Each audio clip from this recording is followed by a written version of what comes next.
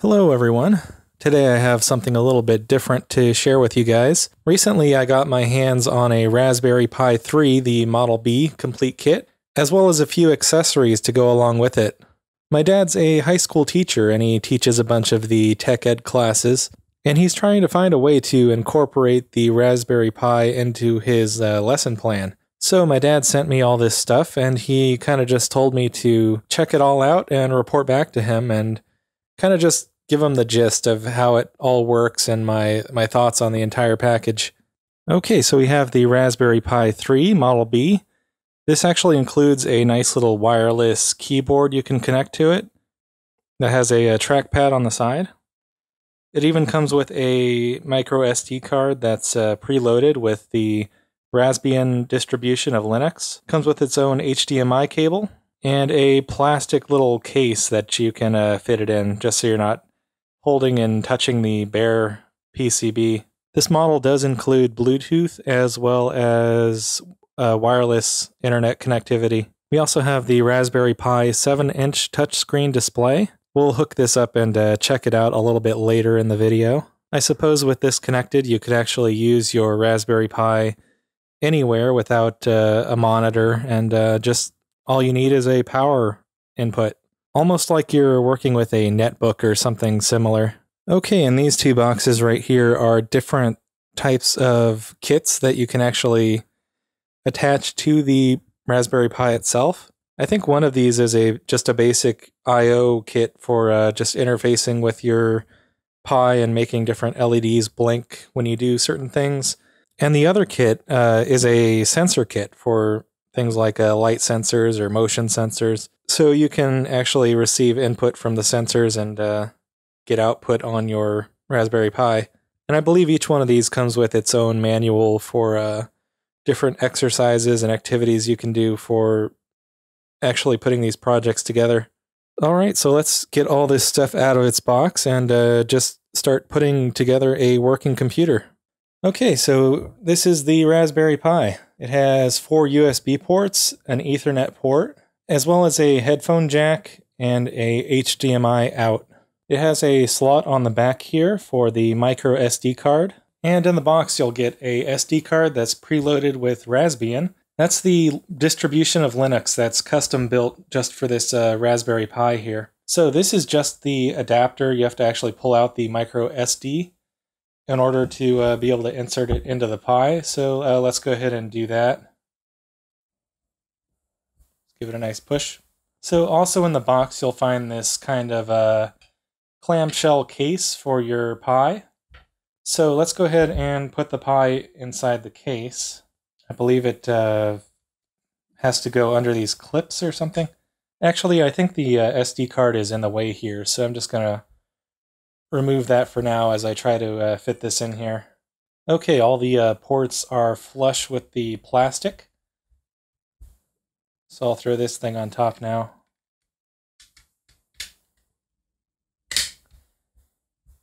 Alright, that's our complete Pi in its custom-built case. Now in the back there's a slot cut out where you can actually put your SD card in after it's inside the case, so that's not much of a problem. Just slides in right there. The kit also comes with its own power pack. It runs directly off the micro USB, so I'm pretty sure you can connect this with any old phone adapter, and it should work just fine. The adapter that comes in the kit is rated for 110 to 220 voltage, so I can just slap one of these crazy European adapters on here and it should work just fine. The kit also comes with a standard HDMI cable, so you don't have to go out and buy your own. The kit also includes this nifty wireless tiny keyboard. It's completely rechargeable and it connects to the Pi through a USB dongle that's kind of hidden in a compartment in the back here. So we're going to go ahead and plug this right into the Pi. Just pick a USB port. Any USB port will do. So our Pi is completely assembled. Let's go ahead and plug it in and see what it can do. Okay, so now I have the Raspberry Pi set up, connected via HDMI all the way over to the big screen display over here. So there's no real way to power on the Pi besides just plugging it in. The same thing goes for shutting it down. You have to actually shut it down from within the operating system and then just physically unplug the device. Okay, I think the screen is framed up appropriately, so I'm going to go ahead and apply power to the Pi, and we should start to see some kind of a output onto the display.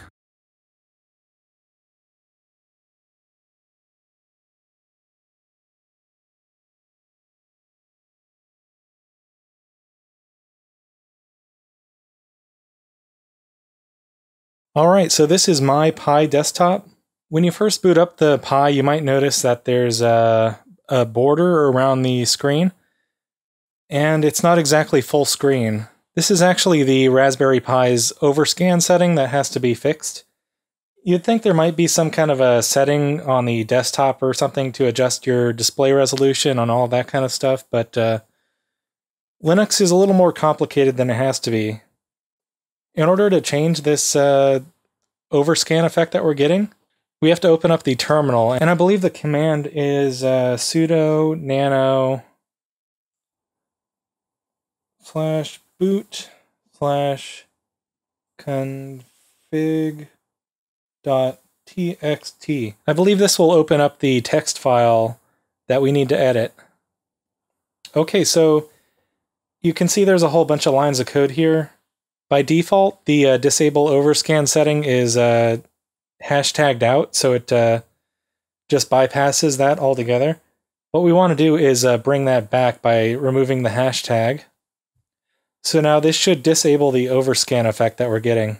Go ahead and Control X and save that. Now we do need to reboot to see the effect. So even in the boot screen, you can see that it's actually full screen now instead of a condensed, smaller screen.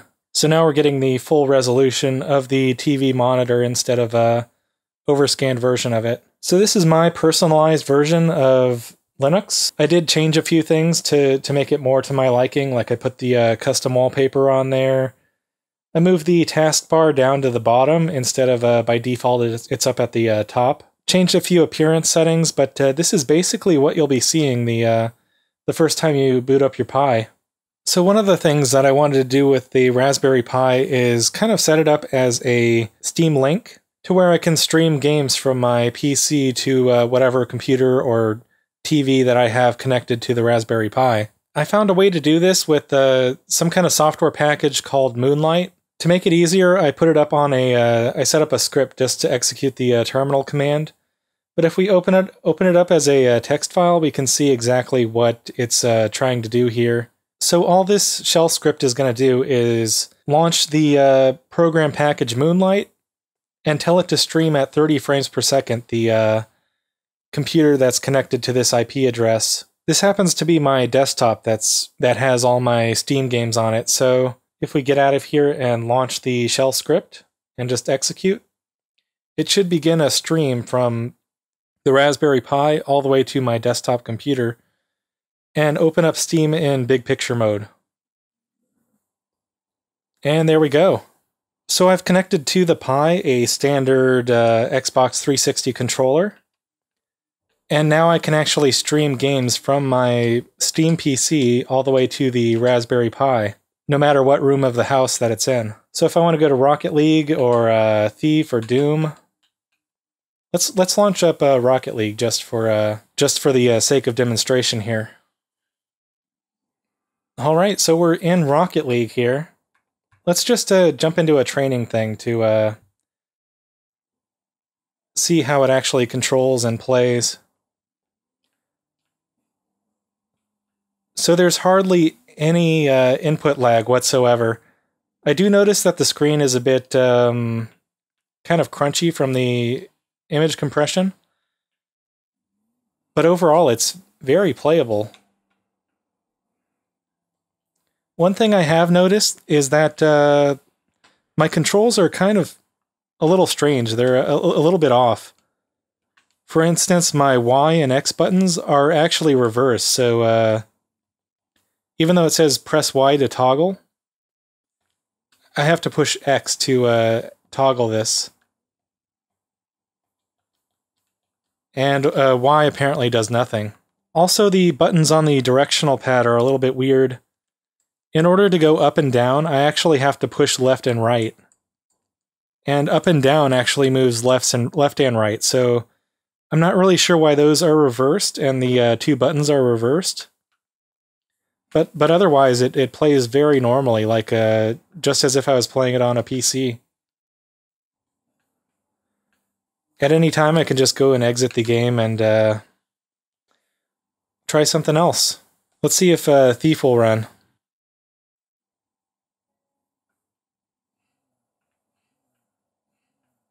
Okay, so now we're in Thief, and yeah, I mean the controls feel one-to-one. I don't really feel any conceivable input lag or anything like that. So this might even be a way you can play first-person shooters when you're not at your computer. Although again, the controls are reversed, so X is actually Y.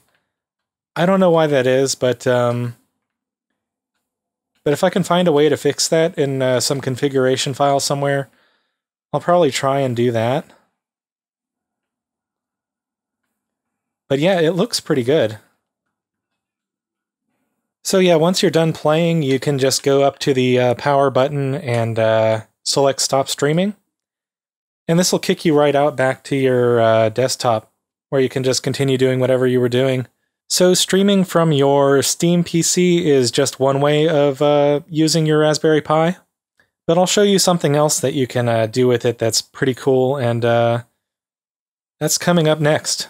Okay, so because the Raspberry Pi has interchangeable SD cards, you can actually contain different operating systems on different SD cards and then swap them out very easily. So what we just saw was the Raspbian version of Linux, but now I want to show you something else. This is the RetroPie version of Linux. By swapping out my Raspbian SD card with the SD card containing the RetroPie software, I'm now able to use my Raspberry Pi as a retro gaming machine. So each one of these categories here are different consoles that you can select between, and they're all categorized into different folders here, so you can easily find what you're looking for. So I have about like 500 ROMs for this thing, but I can easily jump to a letter. Say I want to play like some Super Mario. Can just select the S, and it jumps right to S. So now we can play some Super Mario World. Right now I have just a standard Xbox controller connected to the Pi, and it connects to it perfectly. So yeah, just standard directional pad controls. You kind of have to fudge around with the keys a little bit to figure out what does what. But yeah, you can play some Super Nintendo. You can always jump back out to the menu by pressing Start and Select at the same time. And we can go right into a different console here, like the Nintendo 64. And boom, we can play some Mario Kart. So yeah, even on the Raspberry Pi, these Nintendo 64 games, Super Nintendo games, they all run very smoothly, just as if you're playing on the original console. As far as I know, you can't really configure the controls or anything. You have to just kind of figure out what they are and deal with it. I'm sure there's a way to make your own custom controller mappings, but I haven't figured out a way to do that just yet. Let's get out of that and try maybe some Super Mario. Alright, so now we're playing some Mario 64, and yeah, it plays really well, actually. Now, the RetroPie software does not come with any of the ROMs that I'm playing here today. You kind of have to find your own source for the ROMs that you want to play. If you don't know how to find the ROMs, then you know, you can always Google how to do that. But the collection that I have here today seems to work pretty well. Okay, now let's try and connect up this 7-inch display and see how that works. So in order to get this to work properly, you need two different types of connections to the Raspberry Pi. You need this display cable right here. Make sure that is connected with the blue tape, plugged in the direction that's shown here. When the display is connected to the Pi, it should end up looking like this. You also need these power connections here to actually power the display from the Pi. The ground wire goes here and the power wire goes here. And those same wires connect to the Pi directly on the pins shown here. Hope you guys can see that clearly. The touch screen doesn't come with any kind of case or anything. It's really bare bones. And it's really cumbersome to use it, but I suppose if you had a 3D printer or a buddy who had a 3D printer, you could have them make you a case for this thing so it actually looks professional instead of just, this mass of wires here. So I'm going to prop this guy up with something to keep it from falling over, and we'll plug it in and see how it behaves with the Pi connected. All right, here it goes. I'm plugging it in.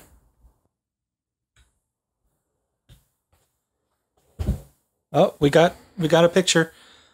Let me close the blind so you can actually see it. Might as well turn off the lights too so you can get a better picture of it. Okay, so this is a close-up of the screen running the RetroPie operating system. Let's go ahead and try playing a game with this touchscreen display. Maybe some Mario Kart here. It's loading up.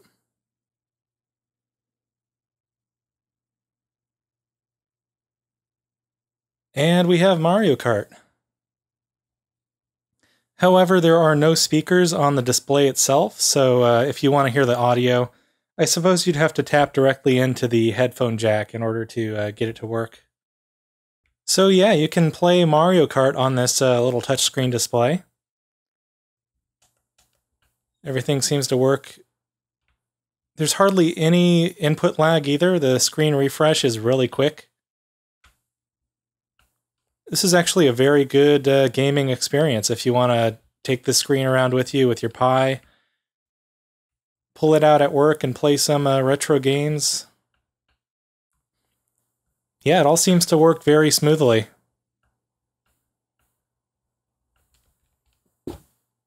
So yeah, these are just a few of the very cool things that you can do with a Raspberry Pi that I've played a little bit with so far. There's still that sensor kit and the other kit that I have to kind of monkey around with, and I might check those out later.